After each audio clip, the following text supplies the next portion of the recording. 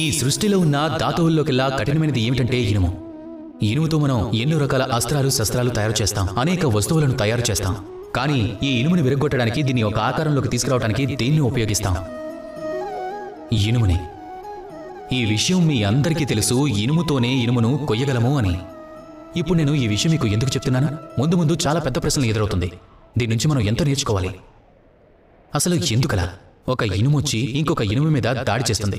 కానీ ఏ ఇనుమైతే దాడి చేస్తుందో దాని ఆకారం మారదు, దేని మీదైతే దాడి చేస్తుందో దాని ఆకారం మారుతుంది. వీటిల్లో తేడా ఏమిటి? తేడా దాని ఉష్ణోగ్రత.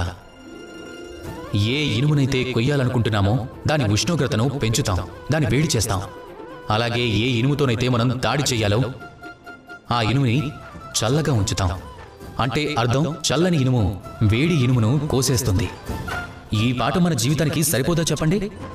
మన జీవితంలో కూడా సమస్యలు వస్తూ ఉంటాయి, కానీ మనం రెండింటి మీద దృష్టిని పెట్టాల్సి ఉంటుంది. మన మనసుని మనం ప్రశాంతంగా ఉంచుతున్నామా, మన మెదడుని ప్రశాంతంగా ఉంచుతున్నామా అని. ఒకవేళ మనం కోపం అలాగే ఈర్ష్య అనే అగ్నిలో వేడెక్కుతుంటే, ద్వేషం అనే అగ్నిలో పొగలు కక్కుతుంటే, అప్పుడు మనం కూడా ఆ ఉష్ణోగ్రత ఎక్కువ కారణంగా ఆ ఇనుములాగే అయిపోతాం. అప్పుడు ఎవరైనా వచ్చి మనల్ని అలా కోసేసి వెళ్ళిపోతారు. గుర్తుపెట్టుకోండి, ఎవరికైతే ఎక్కువ స్థిరబుద్ధి ఉంటుందో, అందరిలోకెల్లా ఎక్కువ శాంత వ్యక్తి ఎవరైతే ఉంటారో అతనే అందరికన్నా ఎక్కువ బలశాలి. కాబట్టి శాంతంగా ఉండండి, నాతో పాటు ప్రేమగా చెప్పండి, రాధాకృష్ణ.